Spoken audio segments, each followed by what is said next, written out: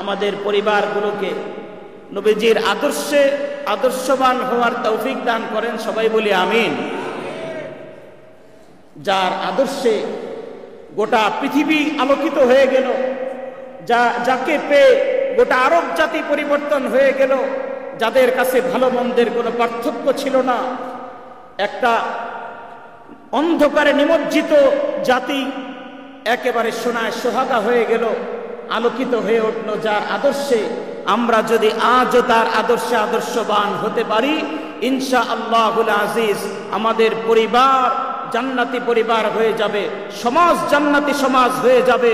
রাষ্ট্রপ্রধানরা যদি রাষ্ট্রকে নবীর আদর্শে আদর্শবান করে রাষ্ট্র চালাতে পারে, সংসদেও যদি নবীর আদর্শ মতো চালাতে পারে, গোটা বাংলাদেশ একটি সোনার বাংলাদেশে পরিণত হবে। ঠিক কিনা মুসলমান?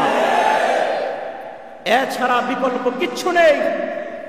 আব্রাহাম লিঙ্কনের পেছনে ঘুরে, কার্ল মার্কসের পেছনে পড়ে কিয়ামত পর্যন্ত বাংলাদেশে শান্তি প্রতিষ্ঠা সম্ভব হবে না, যতদিন পর্যন্ত নবীর আদর্শকে আমরা বাস্তবায়ন করব না নিজের জীবনে, ততদিন পর্যন্ত শান্তির দেখা আমরা পাবো না। শান্তি আসবে না। সব আদর্শ, সব শান্তি আল্লাহ পাক নবীর জীবনে রেখে দিয়েছেন।